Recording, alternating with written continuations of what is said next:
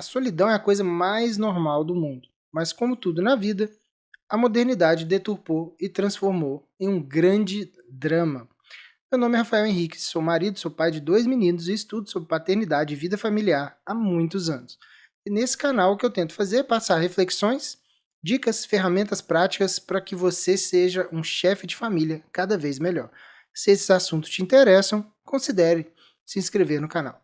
E se você quer um método, um mapa, um caminho traçado para você ser um chefe de família cada vez mais virtuoso e saber como liderar sua família melhor, e de uma forma que vem dando certo há mais ou menos uns 3.000 anos, o meu treinamento chamado Paterno é o caminho para você. Então, aproveita para comprar agora em novembro, porque a gente está com a Black Friday com 70% de desconto. É só clicar no link aqui embaixo, no primeiro link da descrição, e colocar o cupom MANDALA70 na hora da compra. Aí você consegue comprar por R$ 299 à vista ou 12 de R$ 30, alguma coisa assim.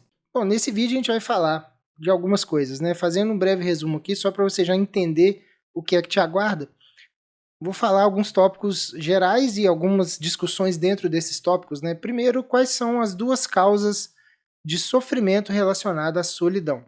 Segundo, por que a recomendação mais comum para combater a solidão, que é o tal do se amar em primeiro lugar e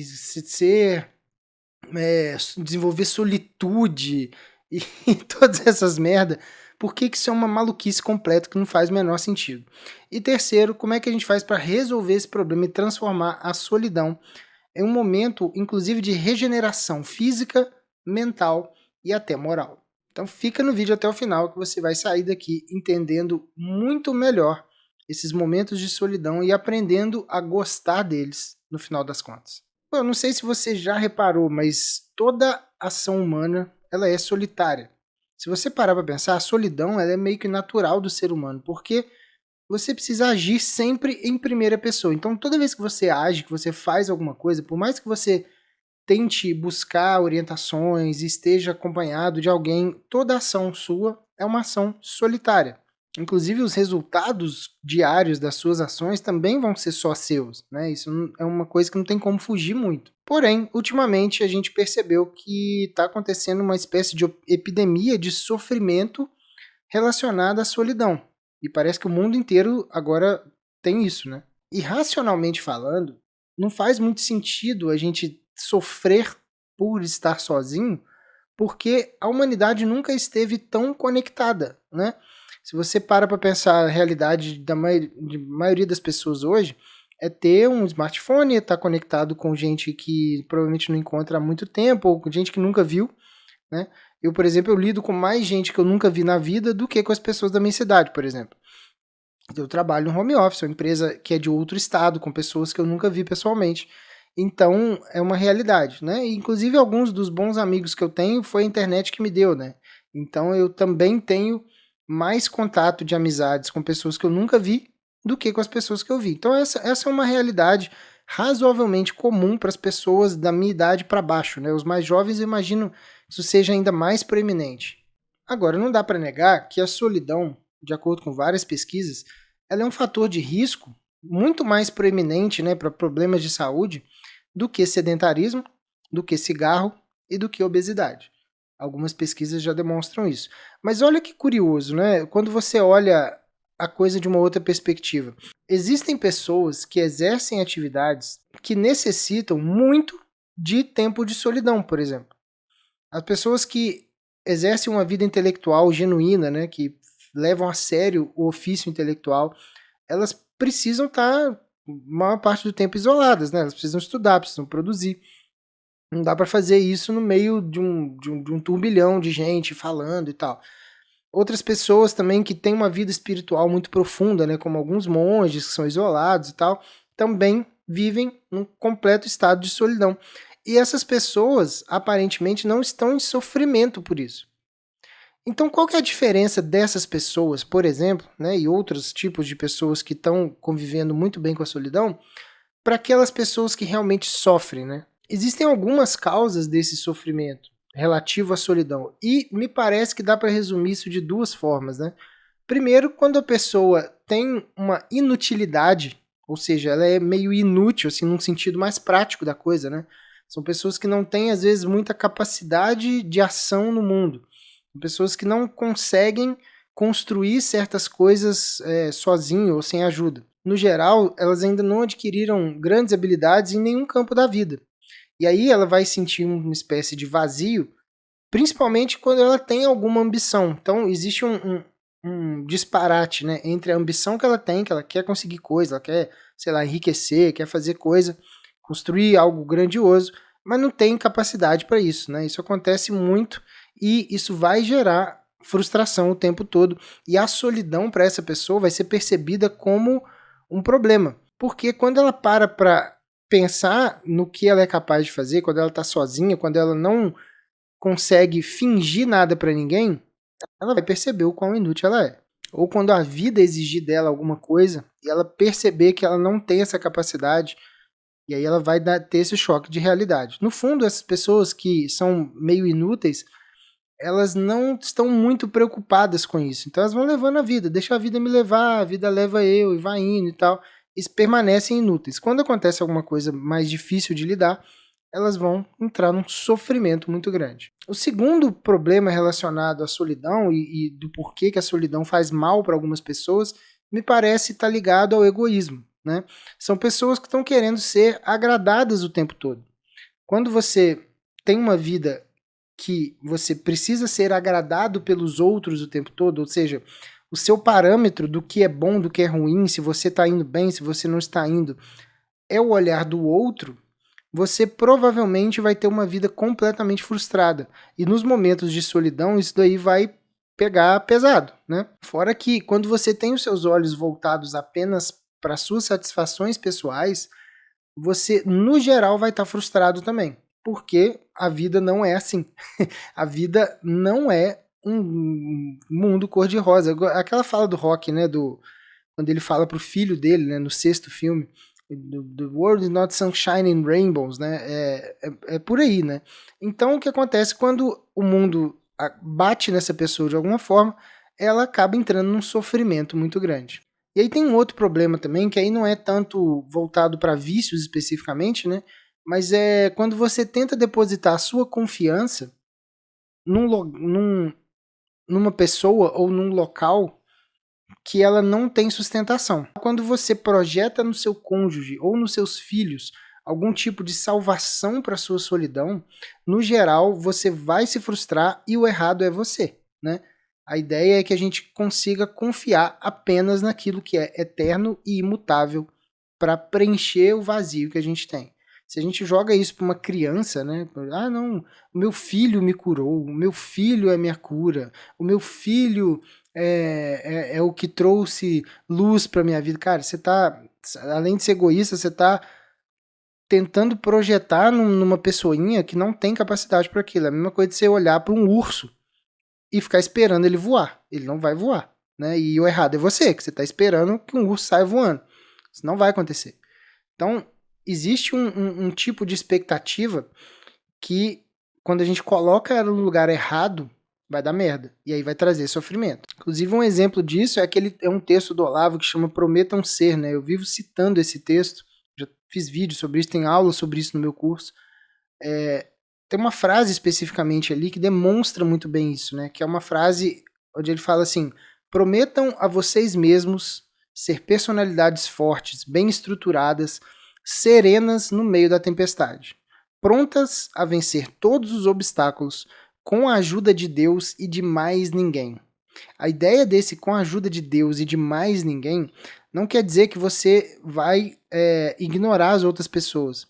Mas o que acontece é que você não deve colocar esperanças ou expectativas nas costas de pessoas comuns, normais, que são falhas igual a você e que vão ter problemas também, né, para te ajudar, problemas para te apoiar. E muitas vezes não vão conseguir fazer isso, mesmo que elas queiram, né? Então a ideia é que a gente consiga colocar a nossa confiança nesse tipo de vitória, né, nessa vitória sobre os obstáculos, apenas naquele que é eterno e que é imutável. Se você fizer qualquer coisa diferente disso, muito provavelmente você vai estar sujeito a um sofrimento, porque no geral você vai se frustrar. E corre o risco até de você ficar com raiva da pessoa, né? A pessoa não conseguiu te ajudar e você vai e fica puto com ela. Bom, então como é que a gente faz, né? Dito essa introdução, como é que a gente faz para lidar com a solidão e evitar os problemas que ela pode trazer, né? Primeiro eu queria deixar um disclaimer aqui do que seria o jeito errado, o jeito mais merda possível e que é o mais comum quando você vai olhar indicações de especialistas, né? Se você digitar aqui no YouTube ou no Spotify como lidar com a solidão, ou como vencer a solidão, ou como, enfim, amenizar a solidão, esse tipo de coisa, você vai ver que na maioria dos vídeos você vai achar psicólogos ou psiquiatras que vão te orientar no sentido assim, olha, para você ficar bem sozinho, você precisa se amar. Você precisa aprender a se amar. Porque se amando, você consegue lidar bem com a sua presença, e aí você vai ser mais feliz. E aí, não, porque a solitude, que é o fato de estar bem e feliz sozinho com você mesmo e tal. Pô, irmão, solitude, com todo respeito, solitude é minha gônada esquerda, tá? Isso é uma patifaria que não faz o menor sentido. Essa palavra é uma palavra completamente artificial, inventada para obedecer um tipo de sentido pós-moderno de uma coisa idiota. Tá? Toda vez que alguém falar solitude com você e usar solitude como argumento, manda ir a merda ali naquele momento mesmo. Porque isso aí, cara, é uma patifaria que vai te jogar num buraco, tá? Aprender a se amar é uma maluquice. Por quê? Primeiro porque essa história de se amar não tem, isso não é possível, né? Se amar é uma contradição de termos. É como se a gente estivesse falando da bola quadrada do Kiko do Chaves, né? É impossível. Segundo, porque mesmo que isso fosse possível, né? Mesmo que amar a si mesmo fosse possível, para alguém afogado em egoísmo, para alguém que não consegue olhar para fora, para alguém que está sofrendo de um vazio porque tem no outro uma expectativa de que o outro tem que agradá-lo o tempo todo. Quando você manda essa pessoa olhar mais ainda para si mesmo, você está destruindo a vida dessa pessoa. É a pior atitude possível que você pode fazer é falar com a pessoa para ela se virar para dentro e procurar uma satisfação em si mesmo, né? Eu honestamente fico preocupado quando eu vejo esses conselhos, inclusive quando eu estava fazendo a pesquisa para esse episódio, né? Os estudos, organizando, pensando em roteiro, pensando na estrutura, de como é que seria a melhor forma de passar isso para vocês. Uma coisa que apareceu em todos os materiais que eu consultei é essa coisa de se amar. Então eu falei assim, cara, eu preciso fazer esse disclaimer aqui, porque isso é uma receita para problema mental. Não faça isso e não aconselhe ninguém com isso. Ah, Rafael, como é que a gente faz então para a gente conseguir lidar com os problemas da solidão? Vamos falar nesse momento. Qual seria o jeito certo, né? Quando a gente pesquisa na literatura a parte da psicologia voltada para um sentido maior para a nossa vida, porque no fundo é isso, né? A solidão em si, ela escancara um movimento de vazio no nosso peito. Quando você está sozinho, você não consegue mentir. É claro que hoje é muito difícil, né? A gente está completamente sozinho, porque tem sempre o celular, tem sempre um videozinho tocando, tem sempre um podcast, tem sempre alguma distração, né? Mas se você fizer o exercício de ficar sozinho, deitado num quarto escuro, você vai perceber que não tem muito para onde fugir. Então, qual que é a ideia que a gente precisa ter em relação a esse vazio, né? Esse vazio ele é preenchido por uma formulinha de 3 coisas que foi escrito e desenvolvido por um psiquiatra austríaco chamado Viktor Frankl, que passou por horrores inimagináveis, né, em campos de concentração e desenvolveu toda uma psicologia voltada nessa questão do sentido da vida, que ele chamou de logoterapia. A logoterapia ela é bem completa, bem complexa, mas lá no livro, né, o Em Busca do Sentido, O Homem em Busca de Sentido, dependendo da tradução, lá naquele livro ele vai fazer uma pontuação que a gente consegue resumir com 3 frases, né? Qual que é o jeito certo para acabar com esse vazio no peito que a solidão escancara?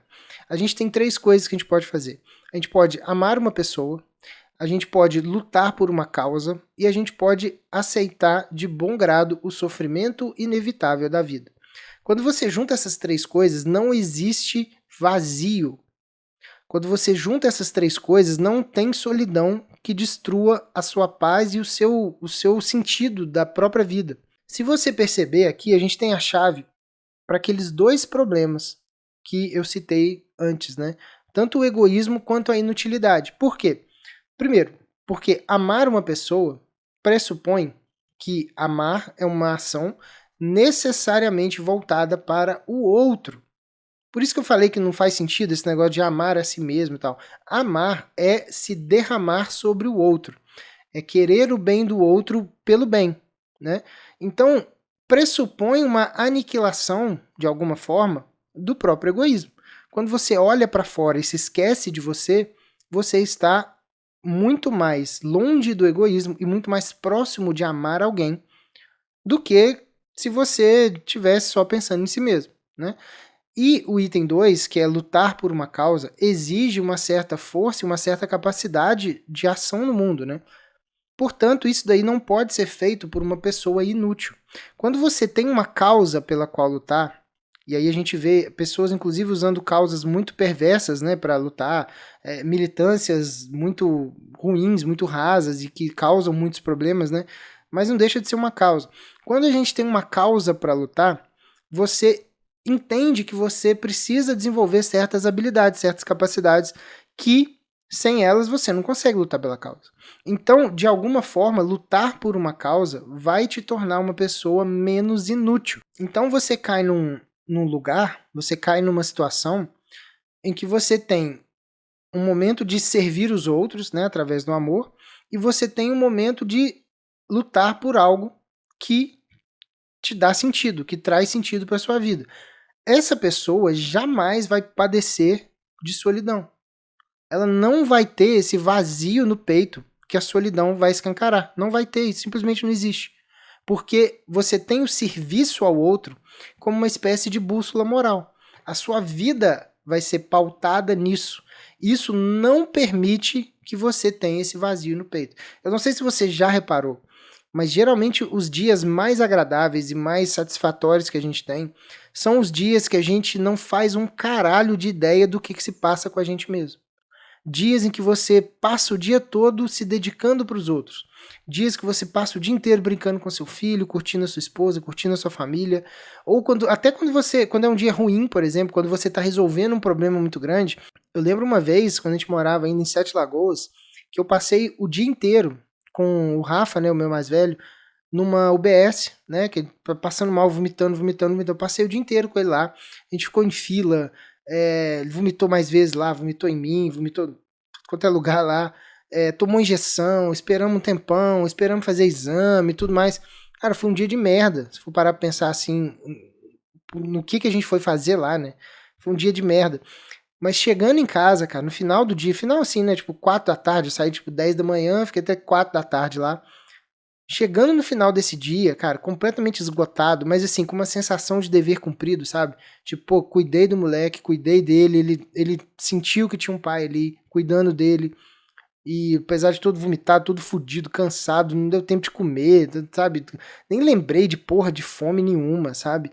Então, quando você tem esse apontamento pra fora, seja pra coisas agradáveis ou até pra resolver problemas importantes e sérios, você percebe que você não tem tempo para vazios. E aí, atenção, olha esse pulo do gato aqui. Presta atenção, não sei se você já parou para pensar nisso. Nós, como chefe de família, a gente tem quem amar, a gente tem uma causa pela qual lutar, que é a causa da nossa família, e a gente tem por quem suportar alegremente o sofrimento normal de uma vida cotidiana, uma vida em família. Então, a conclusão que eu tiro, baseado em tudo isso que eu falei, é que a nossa família ela é a maior oportunidade que a gente tem de ter uma vida com sentido profundo e de transformar essa coisa do sofrimento, da solidão, em uma arma a nosso favor, né?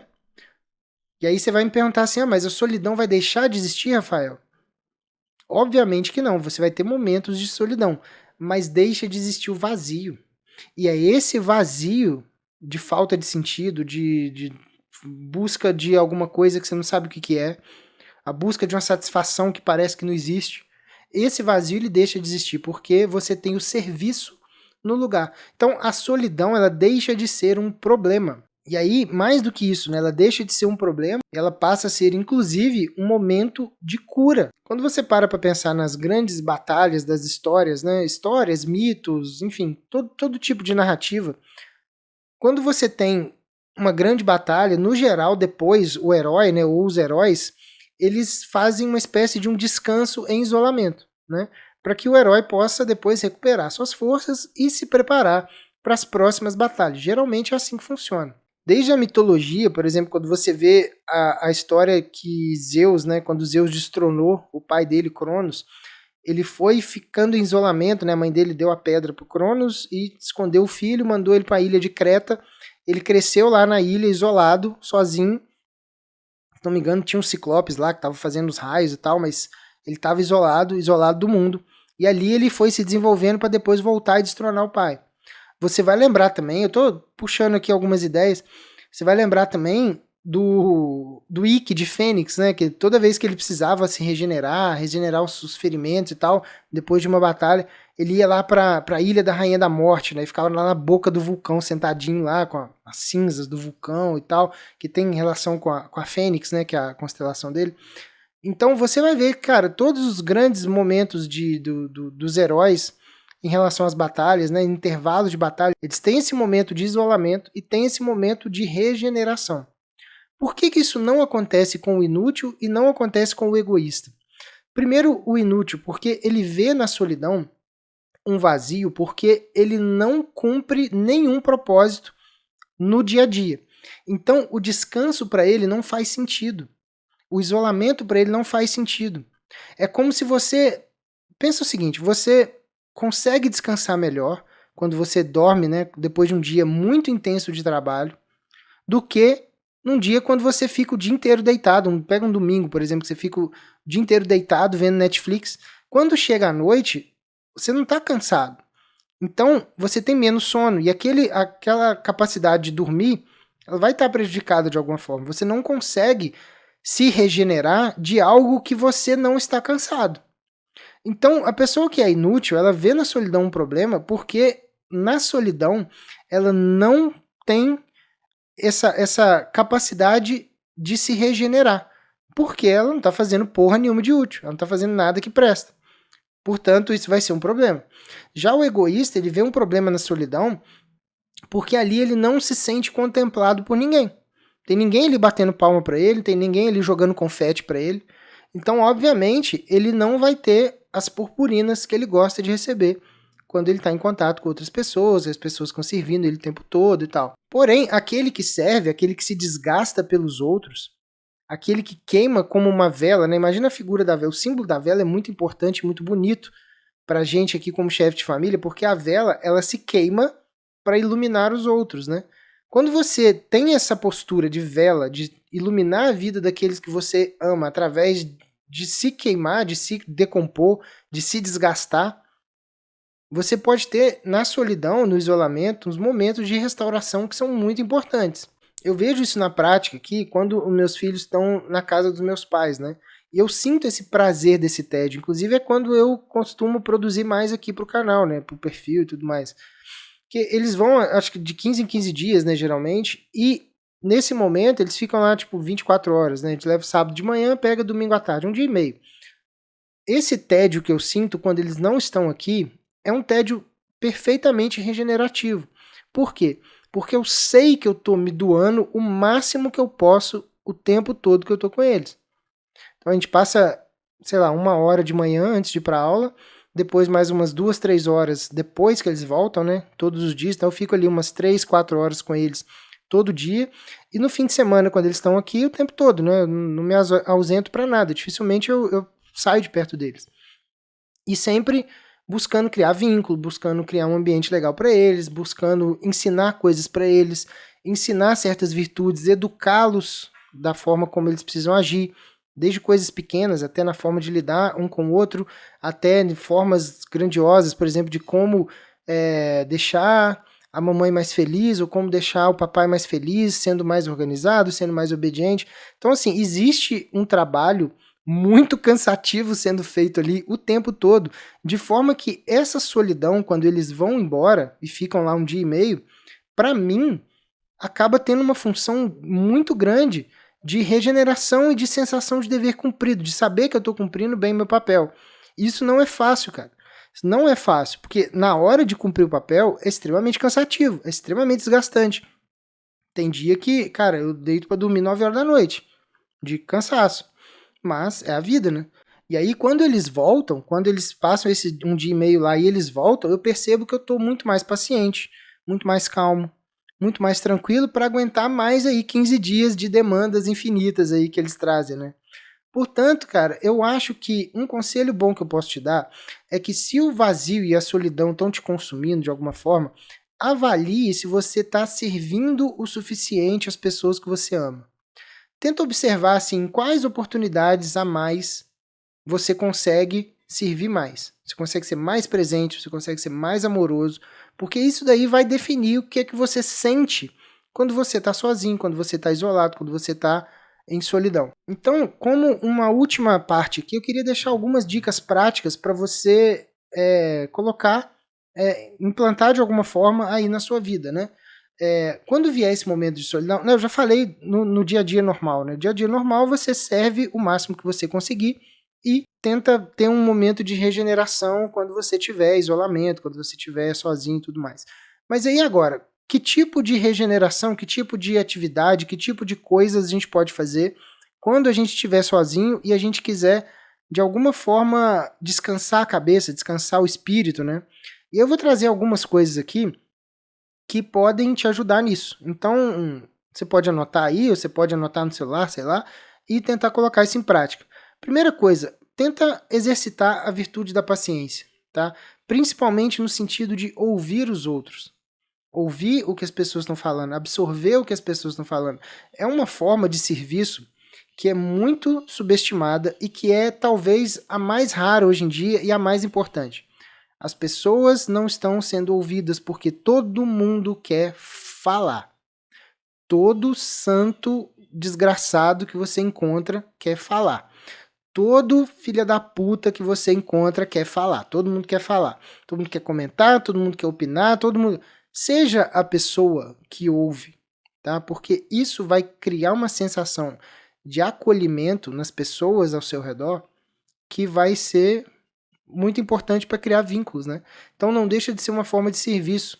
Então desenvolve a sua capacidade de ouvir, porque isso daí vai levar a sua relação com a sua família para um patamar muito maior. Eles vão entender que você é uma pessoa mais confiável, que você ouve, que você está atento, que você dá atenção, né? A atenção hoje em dia é uma moeda muito rara, né?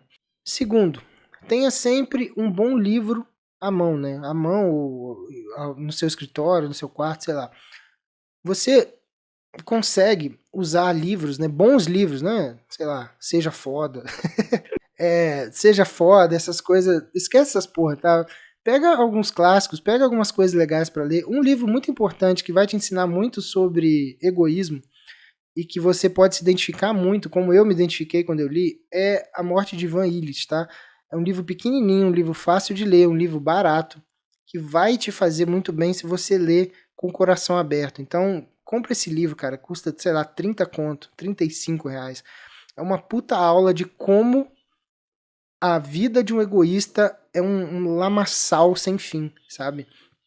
E aí é um alerta pra gente também, né? Inclusive, se você quiser ter uma prévia, né, do que é esse livro, do que se trata antes de ler, tem gente que gosta, né? Eu, por exemplo, gosto de dar uma pesquisada sobre o assunto e tal. Eu fiz um podcast especificamente sobre esse livro, que é um livro que me impactou muito. Eu vou deixar aqui na descrição. Se você quiser ouvir o podcast e depois pegar o livro, também vai ser uma boa pedida. Mas tenha algum livro muito bom sempre à mão, porque vai ser uma ótima companhia para você. Você vai distrair, né, a sua cabeça e você vai ter contato com ambientes diferentes dentro da literatura que vão te engrandecer como pessoa, né? Então, bons livros. Terceira coisa, né? Ter bons podcasts para ouvir. O podcast é uma coisa, quando você tá muito cansado, isso acontece muito comigo, você tá muito cansado no final do dia, às vezes você não tá com muito saco para sentar e ler, né?